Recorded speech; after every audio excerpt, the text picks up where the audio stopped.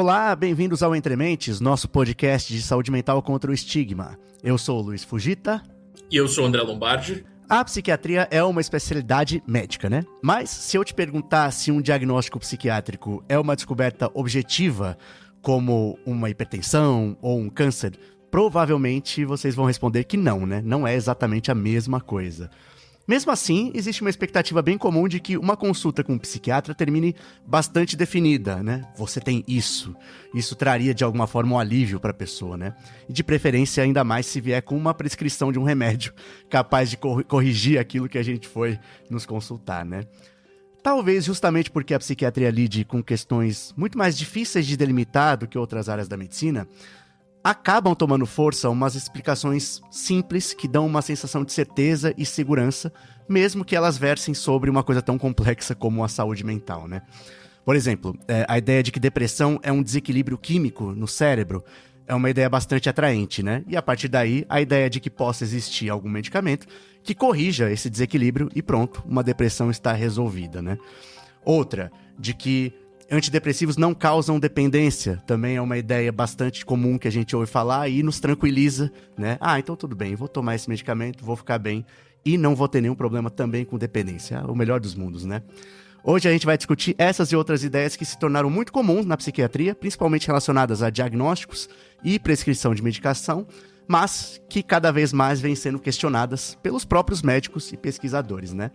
Quem que é o nosso entrevistado que vai pegar essa bucha, André? Pois é, gente. Hoje a gente vai conversar com o Hélio França, que é graduado em Medicina pela Universidade Federal de Juiz de Fora.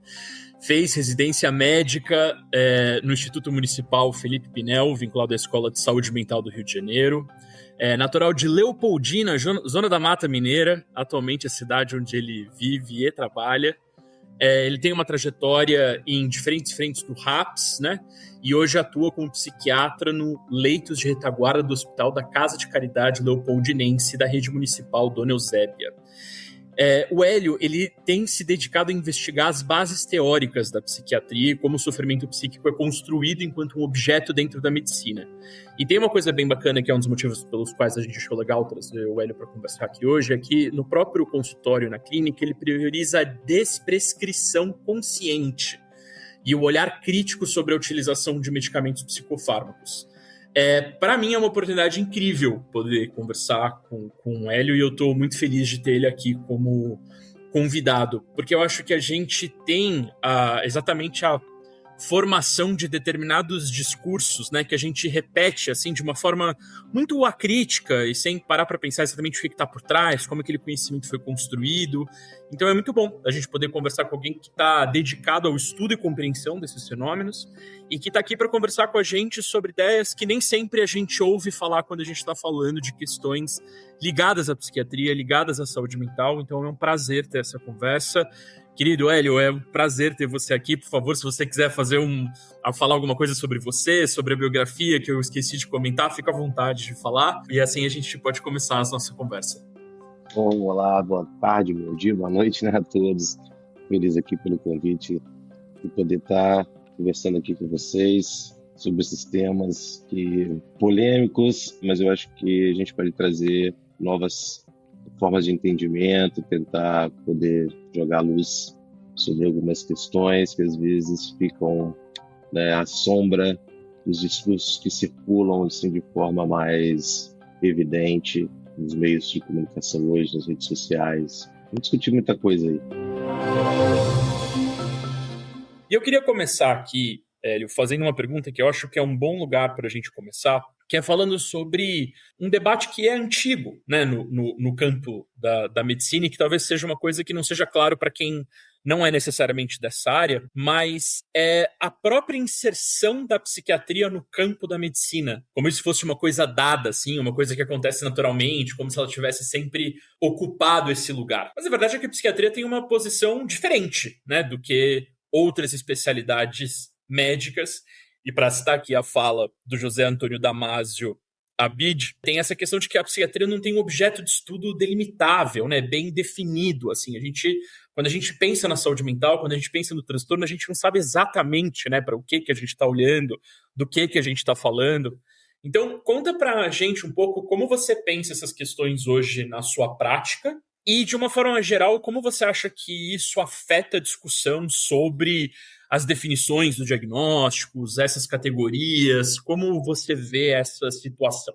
Olha, Zé, eu acho que olhar para o lugar da psiquiatria dentro da medicina é fundamental, né, para a gente entender o que se passa atualmente. Eu acho que esse lugar da psiquiatria dentro da medicina ele é extremamente controverso, né? É preciso entender que realmente não é um lugar natural. O saber psiquiátrico ele não nasce dentro da medicina, podemos dizer assim. Ele entra pelo avesso, ele entra meio de trás para frente, né? Acho que ninguém contou isso melhor do que Foucault, né? Quando ele explica muito bem isso nos livros dele. Primeiro dá-se o fato social, primeiro, né, entende-se a loucura e dá-se um destino para ela, e a partir daí a medicina entra ali para definir. Então é sempre uma questão meio às avessas, né? Eu acho interessante olhar para isso a partir desse ponto, até a questão do objeto, né? Qual é o objeto da psiquiatria, afinal, né? Psiquiatria, medicina e a ciência, né? Acho que esse discurso da medicina como objeto científico, né? E eu acho que às vezes tudo entra ali no mesmo lugar, como se fosse tudo igual. E a verdade é que o objeto psiquiátrico ele é bem diferente, né, do objeto da medicina, né? Então a gente pode tentar entender e o modelo médico em si, né, o modelo médico tradicional, que a gente pode dizer assim, que nasce ali, vamos botar, no século XIX, com todo o desenvolvimento da medicina empírica, da medicina que, né, voltou seu olhar para, né, as evidências científicas que passa da clínica para a anatomia patológica e chega ali na bacteriologia, né, nas definições etiológicas dos transtornos, né? Acho que isso mudou a medicina completamente. Acho que é uma época histórica e de desenvolvimento pleno, né, de um campo do saber. Esse modelo acaba tomando conta, né, de todo o campo da medicina, então todo mundo queria fazer isso, né? Todo mundo queria estar nesse modelo e a psiquiatria acaba para se colocar, né, como uma especialidade médica. Ela tenta, né, digamos assim, replicar esse modelo, mas de uma certa forma ela também encena, né, esse modelo, né? E levando isso em conta, Hélio, eu até fiquei com uma dúvida, porque pela forma que você fala, a gente começa a suspeitar que tem, na verdade, poucos pontos de contato com a prática da medicina de outras especialidades, né? Nesse sentido que o André falou, né? Não tem muito exames objetivos que mostrem alguma coisa, né? Nem mesmo o objeto que ela trabalha é muito bem definido, a gente consegue dizer exatamente o que é. Eu não acho que seja uma discussão que exista a sério, né? Mas assim, como pensamento, eu queria que você falasse. Existe, sei lá, alguma tendência que leve até talvez a desgarrar e falar, meu, na verdade a psiquiatria é outra coisa, não devia nem estar no guarda-chuva da medicina. Como que você enxerga isso, né? A verdade é que se a gente puder voltar um pouco assim o tempo, né, a gente pode imaginar que se esse modelo médico nasce aí no século XIX, a gente tem um modelo de medicina antiga que perdurou aí por 2.400 anos. Não existia esse conceito de doença, se existia era a discrasia, né? Então a doença era um desequilíbrio, a doença era algo que estava dentro, né, do indivíduo, ela não era algo específico, ela muitas vezes estava ligado a um desbalanço, lógico, tem ali a teoria dos humores. O principal objeto não era a doença, o principal objeto era um organismo, um indivíduo. Se a gente for pensar, né, nessa ideia, né, dos tratamentos, né, desse modelo médico antigo, eles eram todos para reforçar a imunidade, fazer com que o organismo voltasse, restituísse suas condições anteriores. A partir desse novo modelo médico, as coisas se tornam diferentes, né? A doença passa a ser vista como o principal, né? Digamos assim, toma assim, uma forma ontológica de existir, né? Então, Sindhi é um dos pais desse modelo médico atual, ele começa a descrever não a história do doente, mas a história da doença. E a partir disso tudo vai se levando para o que a gente tem atualmente, né, como os diagnósticos específicos, né, e ao mesmo tempo remédios específicos, né? Então, se antigamente o remédio era um tônico, algo que fizesse o organismo se reforçar, o organismo se fortalecer. Atualmente, a ideia de medicação, a ideia de tratamento é algo que combata um processo de adoecimento específico. Diversas medidas, né? Vou lembrar assim, o relatório Flex, né, nos Estados Unidos e como que esses primeiros fármacos são desenvolvidos e assim concebidos como, vamos botar assim, magic bullets, né, pílulas mágicas, né? O antibiótico que combate a infecção, a medicação quinina que combate a malária, através, né, da regulação disso tudo, muitas coisas foram implementadas. Provar uma medicação para uso, você precisa, passar por regulação de agências, né, sanitárias nacionais, e isso é necessário, assim, então, né, ensaios clínicos randomizados. Então, a medicina é uma prática que também começa a se organizar em torno disso. Como é que fica a decisão clínica no lugar da psiquiatria? Como é que a gente entende a viabilidade, a possibilidade de um diagnóstico que, de uma certa forma, vai ser sempre interrompida por um julgamento, né? A base ali muito grande é um determinado julgamento a respeito daquela experiência de sofrimento, né? Então, me conta um pouquinho sobre como isso afeta essa questão de se pensar um diagnóstico e o que significa esse diagnóstico. A psiquiatria, né, ela é um campo do saber, né, da medicina, né, que ela não vem apenas do conhecimento sobre o organismo, né? A medicina ela é em si, constitutivamente, né, algo que ocorre na relação, né? Ela ocorre no cruzamento entre as relações, entre as questões do social, da cultura e o organismo. Essa questão, digamos assim, né, epistemológica, né, da psiquiatria, de como a psiquiatria constrói, né, o seu conhecimento, e essa tentativa, né, de se colar ao saber médico, né, ela produz, né, questões que são bastante difíceis de lidar.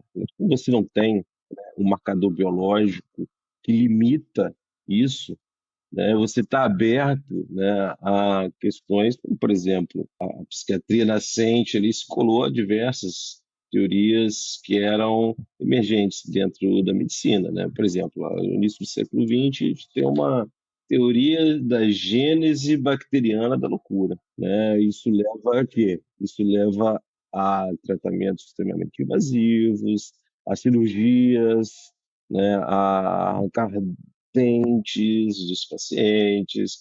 Você tem essa correspondência, né? Mais à frente, nós temos outros paradigmas, como, por exemplo, o uso do choque insulínico para tratamento de quadros psicóticos graves, a partir, né, da descoberta da insulina para outros fins, né, dentro da medicina. Então, torna-se um grande desafio, assim, os limites, né, os limites para o saber psiquiátrico e de como você se extrapola, né?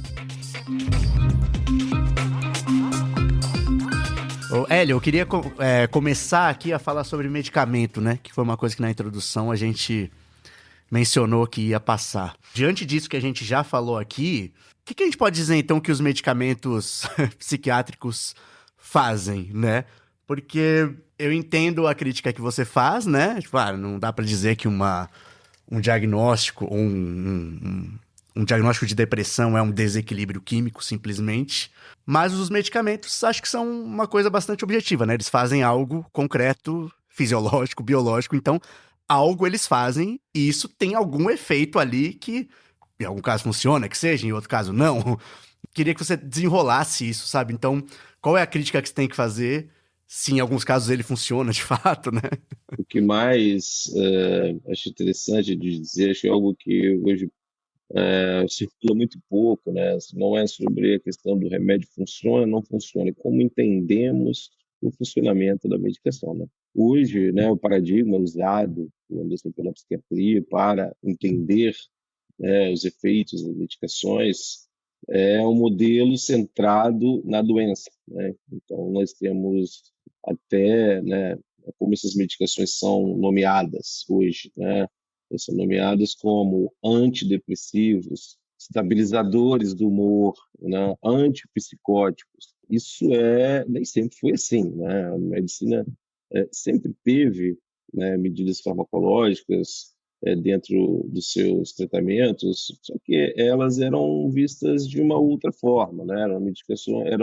Eram medidas que estavam ali para auxiliar o tratamento, eram medidas que eram adjuvantes, eram entendidas assim também, né? Tanto que até os primeiros fármacos eram denominados como tranquilizantes, né? Tranquilizantes menores, os neurolépticos.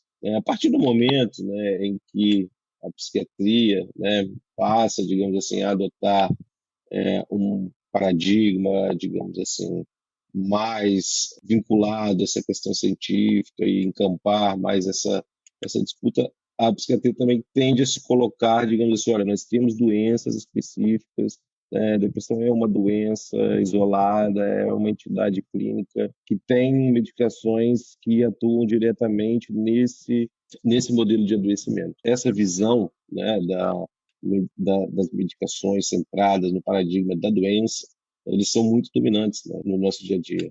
E muitas vezes, na verdade, eu acho que um modelo que seja centrado na droga, na substância em si, né, na relação do paciente com aquela substância, poderia trazer, né, uma possibilidade, inclusive, né, de uma diminuição, digamos assim, nessa quantidade de prescrições, né, nesse aumento desenfreado de recurso, de uso de psicofármacos, né, a partir do momento em que você deixa de entender, digamos assim, que uma medicação X trata uma patologia Y, mas você entender como uma medicação X afeta um indivíduo Y e como ele se dá com ela. A nossa reação, a qualquer substância, é muito diferente, né? Depende das circunstâncias, depende do momento de vida, né? A possibilidade, eu acho, de entender, né, o paradigma centrado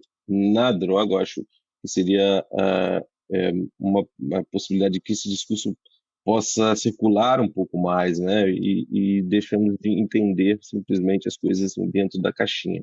Sim, até para dar essa referência, né, a Joanna Moncrief, que é essa psiquiatra britânica que fez essa proposta, né, da diferença entre um modelo centrado na doença para um modelo centrado, ela vai falar, um modelo centrado na droga, né, mas é um modelo centrado na substância, no sentido de que sim, são substâncias que penetram a barreira do sangue e vão provocar mudanças. A gente não pode partir do pressuposto de que todas as mudanças são boas e que todas as mudanças valem a pena frente ao sofrimento que a pessoa está vivendo e que ela tem autonomia, inclusive, para dizer, não, isso eu não quero mexer, isso eu não abro mão. Por exemplo, uma coisa que a gente sabe é o quanto os antidepressivos interferem na sexualidade das pessoas. E eu acho que um modelo centrado na substância devolve a pessoa a autonomia de falar assim, olha, não, eu não quero comprometer isso, sabe? Isso é uma coisa que é importante para mim. Então, ter essa conversa honesta, né, sobre riscos e benefícios de cada uma dessas substâncias, com certeza é uma mudança de paradigma muito significativa, né, Hélio? E aí eu queria puxar um pouco isso, porque você descreveu, né, na sua biografia, na minha apresentação, esse lugar de priorizar essa desprescrição. Então eu queria que você falasse um pouco pra gente, primeiro, como te tocou essa discussão e como tem sido esse trabalho de pensar esse lugar de desprescrição junto com pessoas em sofrimento, uma vez que a gente também está tão bombardeado na sociedade pelo esse milagre, né, do remédio, pela segurança do diagnóstico. Então eu queria saber um pouco como tem sido a sua relação com isso, como tem sido lidar com isso na clínica, o que você tem aprendido, eu acho, nesse processo, assim, me parece ser uma pergunta interessante.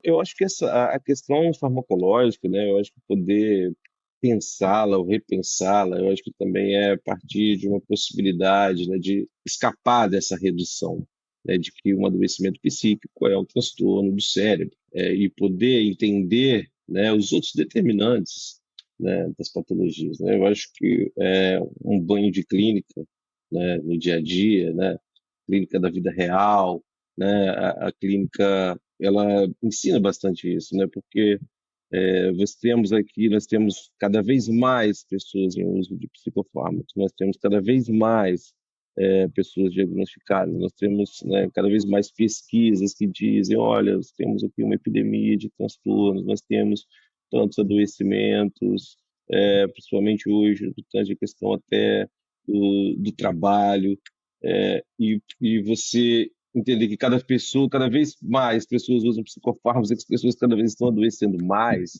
é uma conta que não parece fechar, né? Esses tratamentos, né, e essa visão, né, desse modelo atual da psiquiatria, ela não fecha, né? E ela acaba apagando, né, as outras questões. Ela tem, às vezes, né, uma função política, né, de você apagar vozes, né? E que a medicina, o médico, ele tem que ter um compromisso, né, também com os determinantes da doença. Então, imagina se na pandemia, por exemplo, né, de um vírus respiratório, a medicina não alertasse, olha, isso aqui é uma doença que contamina, que passa de uma pessoa para outra, isso é que determina o adoecimento.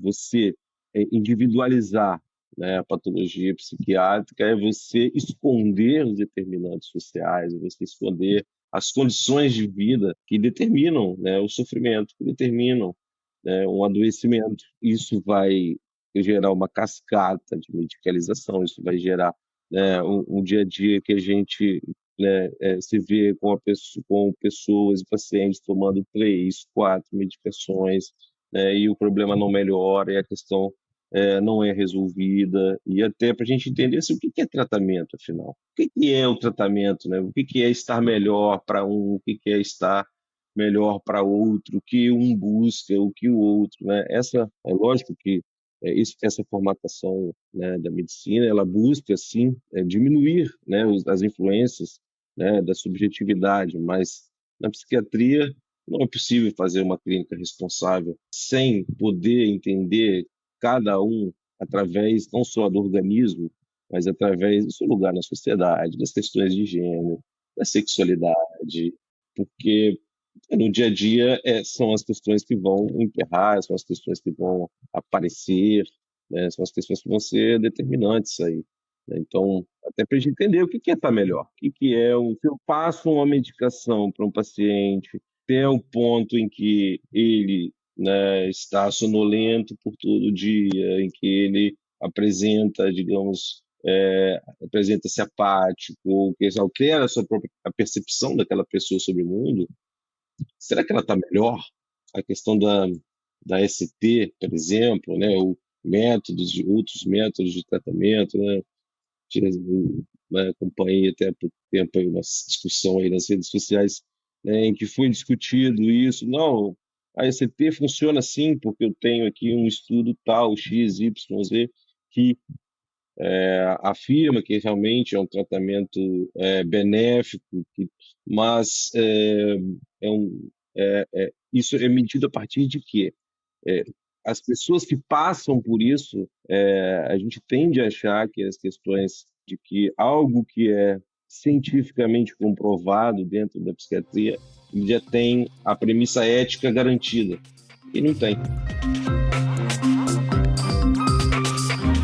Tem uma questão, Hélio, que era até a que a gente reservou para encerrar a conversa, mas eu vou puxar para agora, porque eu acho que tem a ver com o que você falou. Quando você falou, né, a gente tem os medicamentos, eles são cada vez melhores, né, entre aspas, digamos, pelo menos mais modernos, mais aprimorados, mas parece que tem cada vez mais adoecimentos, né, ao mesmo tempo. Então tem uma conta que não fecha, você falou, né?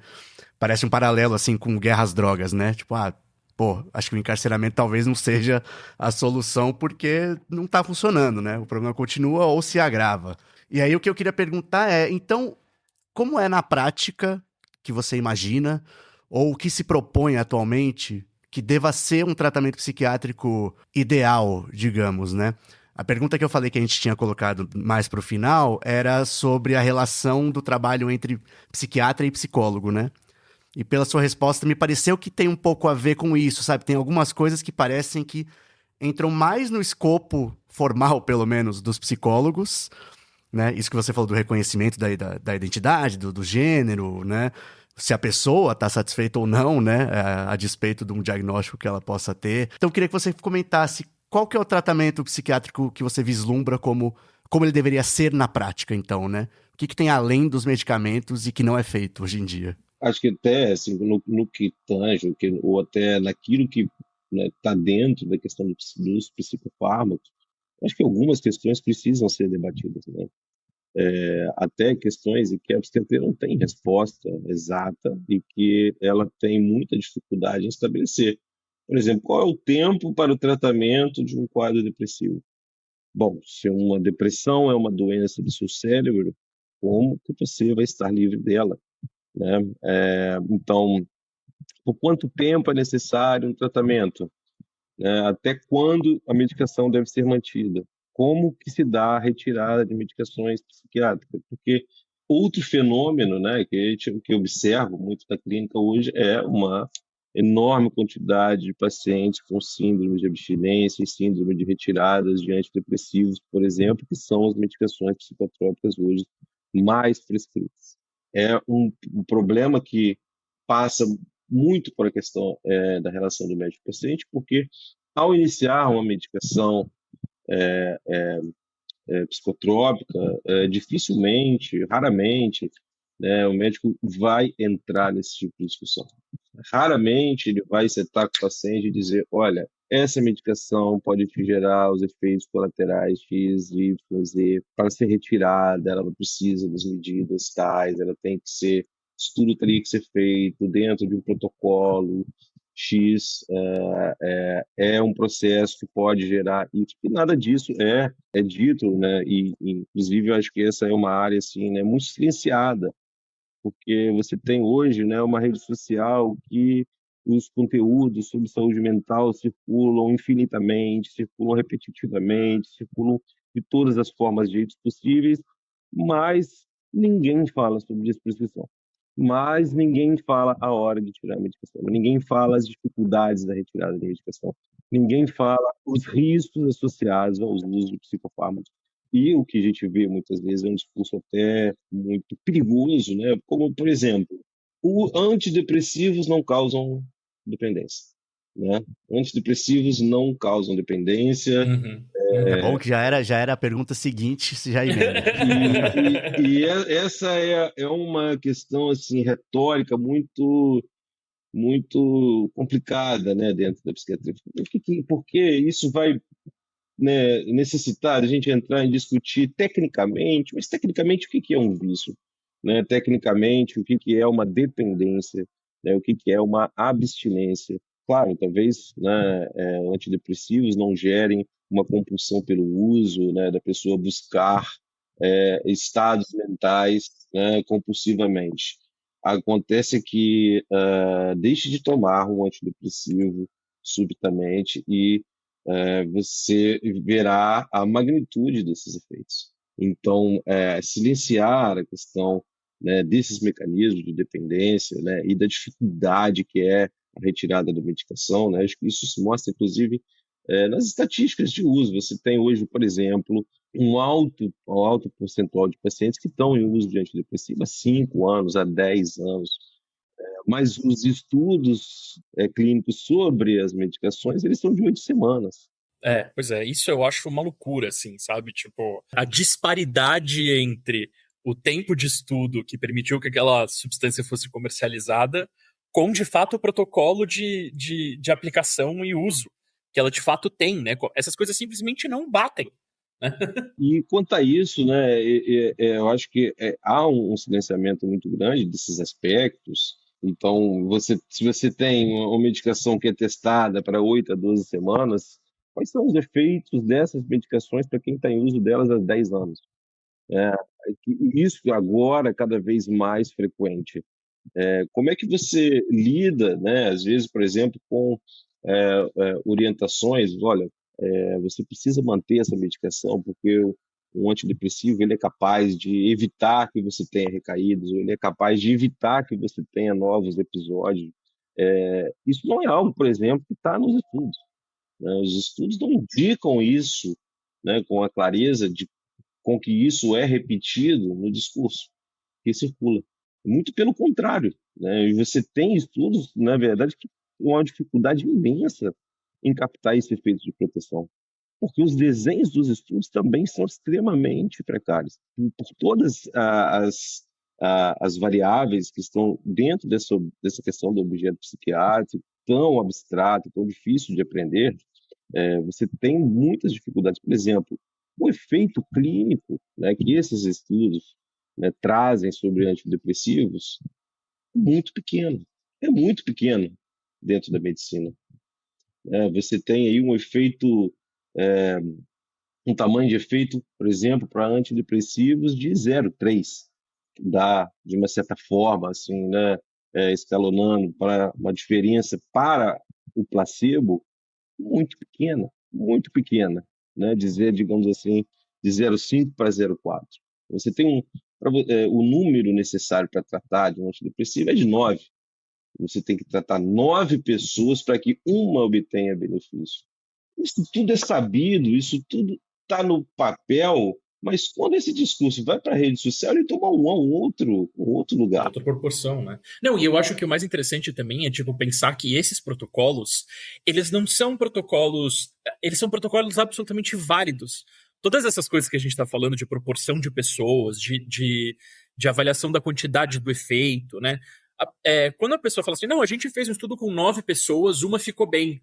Isso tá dentro do que está sendo planejado para o remédio, para pessoas falarem, tipo assim, nossa, excelente estudo, é isso aí, sabe? Tipo, tá verificado, sabe? Tipo, isso que eu acho que é o mais louco, assim, sabe? Nesse lugar de, tipo, essa validação protocolar burocrática existe, né? Num sentido de permitir essa, sei lá, falta de cuidado, né? Em relação a o que vai ser, o que vai sair ali daquele estudo, né? Nesse sentido também, né?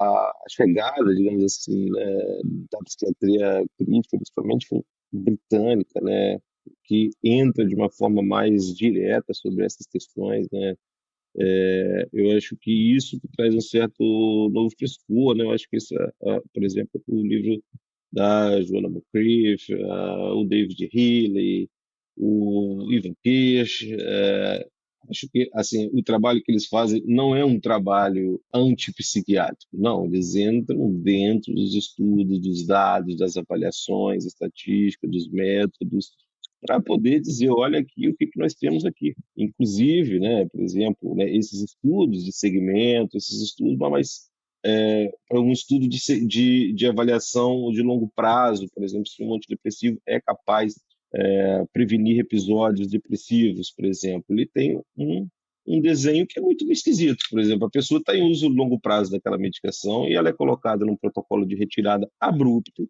ou seja, ela vai ter sintomas, só que como é que você pode dizer que esses sintomas são devido a uma recaída do episódio de adoecimento ou se esses sintomas são uma síndrome de abstinência pela interrupção abrupta da droga, né? Essa zona cinzenta, né, ela impede, né, até que se possa dizer, olha, essa medicação ela é sim efetiva para recaídas. Isso não se confirma nem dentro desse modelo. Porque se você olha para outras áreas da medicina, né, que você tem assim, estudos com 20 mil pacientes, você tem estudos com 30 mil pacientes, você fecha os estudos de psiquiatria com 300.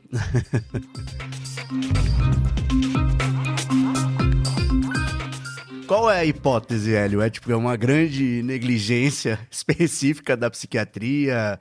É lobby de farmácia? É uma vontade de ter uma coisa que funcione, que nem a gente falou no começo, né? Olha, eu acho que é uma conjunção enorme de questões e de fatores, né?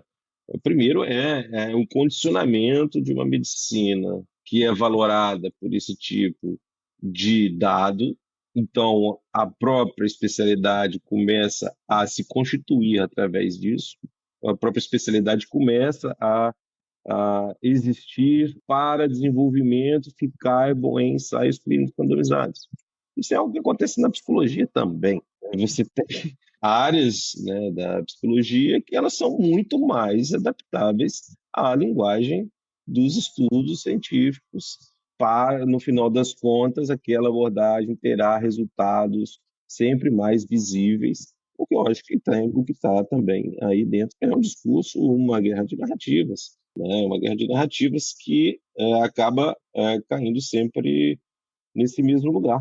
Eu não acho que seja simplesmente algo que seja uma negligência, né, ou que seja um escândalo, mas eu acho que isso pode ser entendido muito bem, assim, até Thomas Kuhn, assim, né, para gente poder a questão dos paradigmas, né, e eu acho que essa questão do paradigma é uma questão que na psiquiatria sempre, né, esteve muito evidente, né, porque a psiquiatria trafega nesse lugar que é entre a pessoa e a sua vida, entre um indivíduo e o seu contexto, né? O que desse sofrimento vem de um corpo doente, o que esse adoecimento vem de circunstâncias da vida adoecedoras.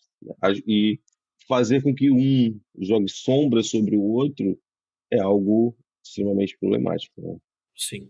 Hélio, a gente está caminhando aqui para o fim dessa nossa conversa, e eu acho que você tocou num assunto que eu acho que talvez seja muito o sentimento motivador de querer promover essa conversa com você aqui nesse momento, assim, que é sobre como a gente não fala sobre determinadas coisas, e principalmente sobre essa questão da desprescrição, da retirada dos remédios, né, de reduzir isso. E eu posso dizer, tanto por experiência própria, quanto pela minha experiência clínica, de que é muito angustiante você estar numa situação onde você está se vendo muito medicado e está profundamente incomodado com isso e não sabe qual caminho tomar, qual passo dar. Tem até uma sensação de medo em relação ao psiquiatra, de dizer para um psiquiatra que você não quer mais tomar a medicação ou aquela quantidade de medicação ou aqueles remédios.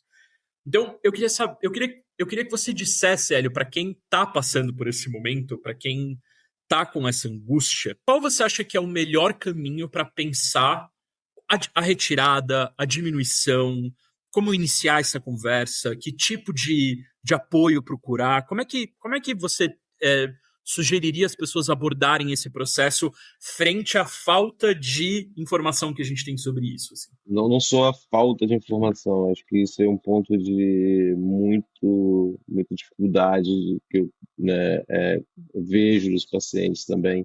A dificuldade muitas vezes em trazer esse assunto, porque esse entendimento do transtorno mental como um adoecimento do corpo, né, ele acaba gerando situações em que o médico, sempre que ele estender o uso da medicação, o paciente às vezes traz o assunto e aquilo não é considerado, aquilo não é atendido, aquilo não é discutido de uma forma igual, né? De uma forma em que estão sentadas ali duas pessoas conversando sobre algo de uma forma que não seja assimétrica, né? Então, acho que a simetria da relação ela é muito necessária nessas horas. Acho que isso entra, né, em diversas questões aí, muito da questão psiquiátrica também, porque o paciente psiquiátrico é aquele que não está em plenas condições de decidir, ou que ele é alguém parcialmente incapaz, um enviesado,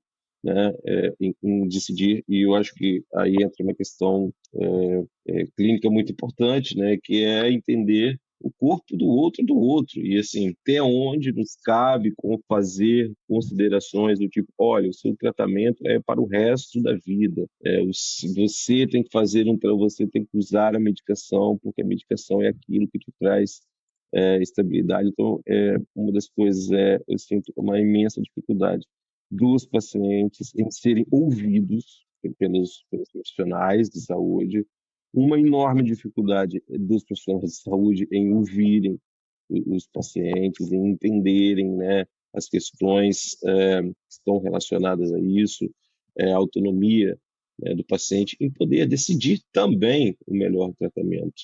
E referências a gente tem, né, Hélio? Porque a gente tem, por exemplo, protocolos de gestão autônoma de medicação, a gente tem uma ampla literatura de grupos de apoio de pacientes, né? Então também tem caminhos, né, para a gente embasar, né? Tanto essa conversa quanto esse conhecimento, né? Temos alternativas, acho que elas são menos discutidas, né, do que deveriam, que elas ganham menos destaque do que deveriam, tanto da questão da gestão autônoma da medicação, quanto protocolos de desprescrição, quanto, né, por exemplo, né, o PTMF, né, para uma prática clínica que não seja baseada em diagnósticos, né? Eu acho que uma das coisas para pensar o diagnóstico assim, o que o diagnóstico realmente nos dá, né? O que ele me permite inferir sobre um quadro de um paciente, que não seja até pela questão, né, da utilidade, qual é a validade, né,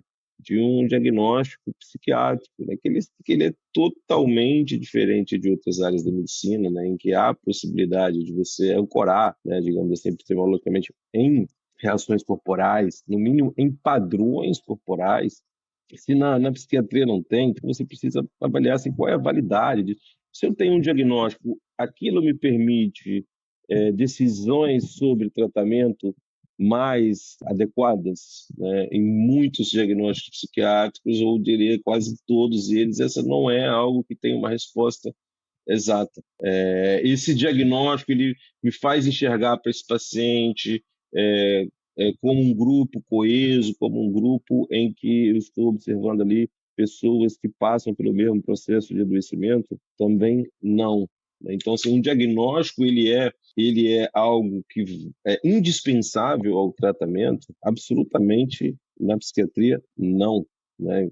Mas, apesar de nós vivermos assim, um momento em que acho que há uma, como o Charles Rosenberg diz, uma tirania do diagnóstico, é preciso entender que é possível, na verdade, é até recomendável, né, que o tratamento psiquiátrico ele não necessita de um diagnóstico nem para que você acolha o paciente, nem para que você determine condutas farmacológicas, nem que você determine abordagens psicológicas ou abordagens que sejam mais adequadas. Então, hoje o diagnóstico é colocado num lugar indisputável, num lugar muito importante e que, na verdade, quando você tira ali, né, toda a espuma de cima, não fica muita coisa. Então, assim, essa questão do tratamento baseado em diagnóstico, acho que isso é um problema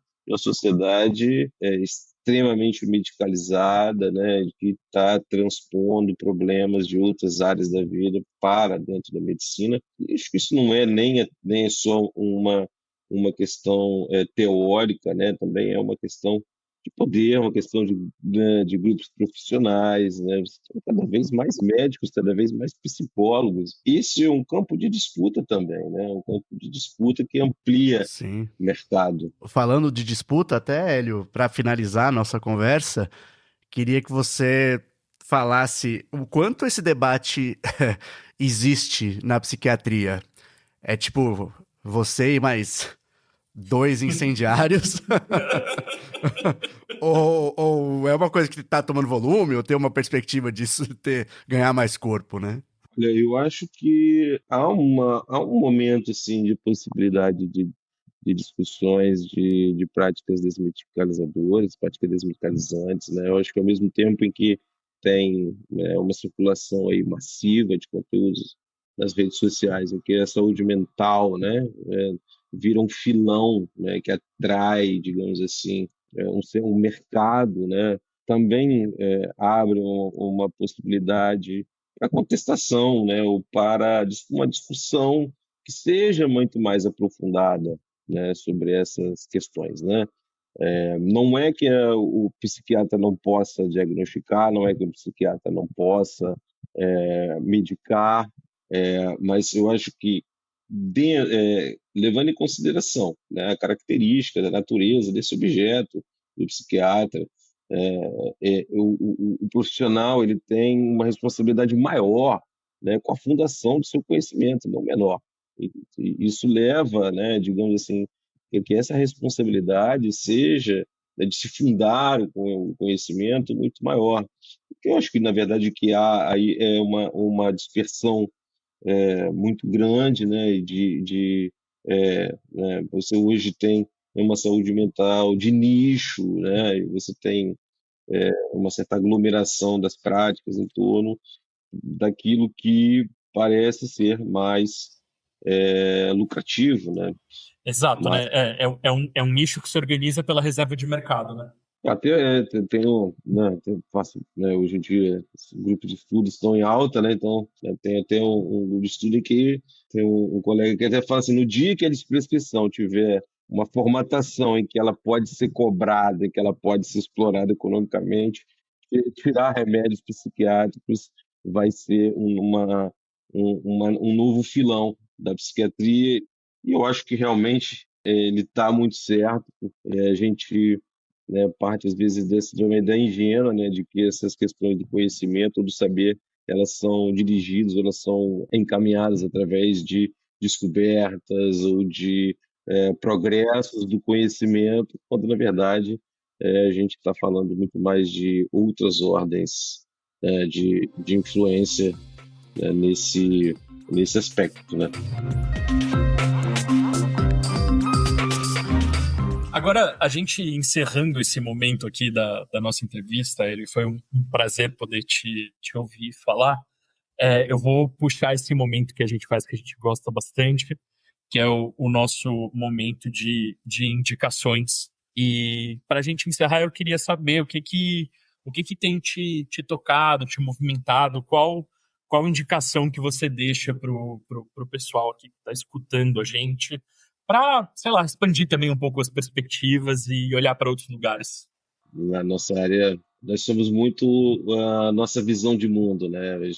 Um cirurgião, ele, né, tá ali, né, na técnica dele, mas eu acho que quem tá na nossa área trabalha sob outras perspectivas, né? Eu acho que sem outras referências a gente impossibilidade de trabalhar, né? Ninguém vai aprender sobre clínica apenas lendo livros de psicopatologia e tal, né? Eu tinha até pensei em trazer o livro aí para mostrar, mas uma das coisas que eu tenho lido muito assim é o David Graeber, um antropólogo, né?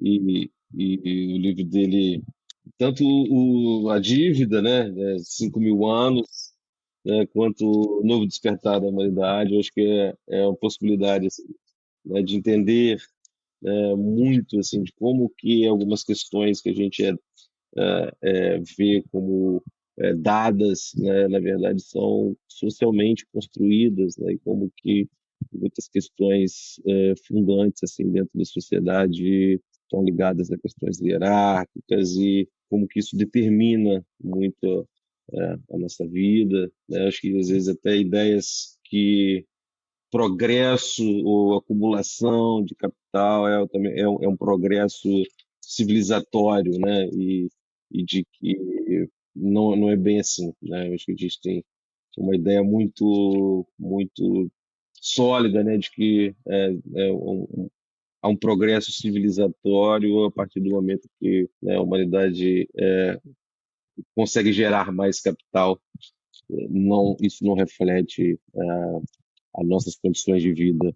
Total. David Graeber é uma referência fantástica. Eu gosto demais também das coisas dele. E você, Luiz, o que você vai compartilhar com a gente hoje? O André, acho que ele mencionou pra você, né, Hélio, que não precisa ter a ver com saúde mental, né?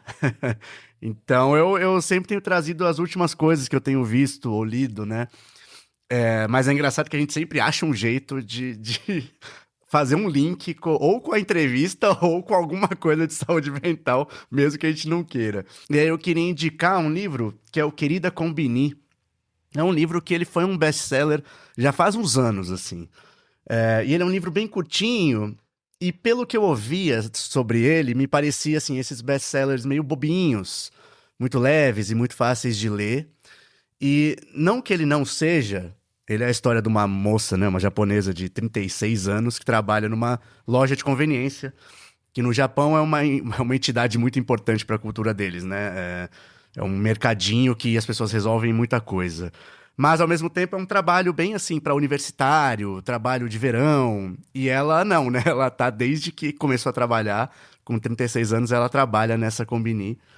E é interessante, porque ele tem essa leveza, é muito curto, fácil de ler, mas ele tem uma camada mais profunda que trabalha até um pouco, pensando agora com o que o Hélio comentou, né? Ela passa a ser muito cobrada por ainda estar nessa situação aos 36 anos, né? Tipo, pô, não casou, não tem um trabalho numa empresa, um trabalho de verdade, né, digamos, não tem filhos, etc. E ela é um bicho meio esquisito, ela é um personagem fascinante, assim, porque ela vê, mas que coisa estranha, por que me pedem isso? Será que se eu fizer isso vai ser mais fácil? Vão parar de perguntar? Então vou tentar. Aí ela, sei lá, propõe morar com um cara que ela nem gosta, nem nada, é uma pessoa um pouco esquisita. Mas coloca um pouco essa discussão de, tipo, pô, mas tem umas normas, assim, que são colocadas sobre a gente que não fazem nenhum sentido, né? Ou elas fazem tanto sentido quanto alguém que não deseja viver segundo essas normas, né? E aí acho interessante porque conversa com isso que o Eli falou, né? Pô, talvez a gente nem precise de um diagnóstico, né? Pra tratar alguém, né? De repente não precisa colocar nenhuma tarja ou nenhum rótulo. A pessoa está bem do jeito que está, né? Ou minimamente a gente precisa fazer alguma coisa. Então essa é a minha indicação, chama Querida Combini. A Sayaka Murata é a autora. Você contando, eu lembrei até do Dias Perfeitos, do Dias Ah, Perfeitos. nossa, esse filme é Maravilhoso. maravilhoso. Apaixonante, apaixonante. E você, André, para finalizar as indicações? Bom, eu ando, gente, absolutamente encantado pelo universo do RPG e jogo role-playing games, né? Jogos de tipo Dungeons and Dragons, D&D, essas coisas assim, né? E tem uma página no Instagram que eu queria recomendar para as pessoas seguirem, que é o Horoscope Zine, que é um Zine de Zine, né? Depois a gente vai deixar o arroba bonitinho para todo mundo, assim, pode, tá tudo certo. Mas é a página do Horus, que é um cara aqui de São Paulo, eu tô em São Paulo, que tem um próprio sistema de RPG, que chama Shadow Lords, e ele faz, obviamente que esse é um evento que fica restrito ao pessoal que mora aqui em São Paulo, mas todo mês ele faz um encontro de RPG ali na Biblioteca Enfio, no Centro Cultural São Paulo, e ele, cara, é um cara tão cuidadoso de criar um ambiente receptivo para as pessoas, seguro. Ele faz a publicação de uma zine que é sobre o RPG antifascista. E ele é um cara muito legal, e esse sistema dele é muito legal, e esse evento é muito legal. Então eu recomendo para as pessoas se engajarem com essa comunidade. Seja fazendo o download do sistema dele, do Shadow Lords, para aprender a jogar e jogar com os amigos. E caso você esteja aqui em São Paulo num dia que tiver um encontro de RPG, eu recomendo fortemente você ir, porque é uma experiência muito bacana, muito legal. Boa. Só joguei na adolescência um pouquinho, depois nunca mais. Nossa, tem sido maravilhoso. Eu descobri esse lado da brincadeira e do faz de conta na minha vida. Agora, chegando aos 40 anos, é fantástico, assim. GURPS. GURPS é... Nossa, GURPS, eu lembro que ele tinha um livro gigante, eu nunca consegui entender, nunca encontrei alguém que soubesse jogar, então ficou só o livro na minha estante e nunca usei. Bom, Hélio, obrigado mais uma vez pela sua fala, pelas indicações. Esperamos poder contar com você em outros debates. Estou sempre pronto. É um prazer estar aqui, poder falar, poder trazer outras vozes, né? Eu acho que a oportunidade das pessoas terem acesso a outras maneiras de entender como esse discurso é algo, como a formação desse saber é algo complexo e não é nada reto, não é nada simples, de que acho que muitas vezes o que tem, né, a tendência toda essa a uma generalização muito grande do conhecimento, né? Vendo até uma campanha, acho que no CRP atualmente, né, de dizer, olha, psicoterapia não é com IA, né? E ao mesmo tempo essa automatização do conhecimento que parece às vezes colocar o terapeuta cada vez mais num lugar assim automatizado, né? E de uma prática que acaba retirando muitas vezes do profissional médico, o psicólogo, né, o seu lugar individual naquela relação.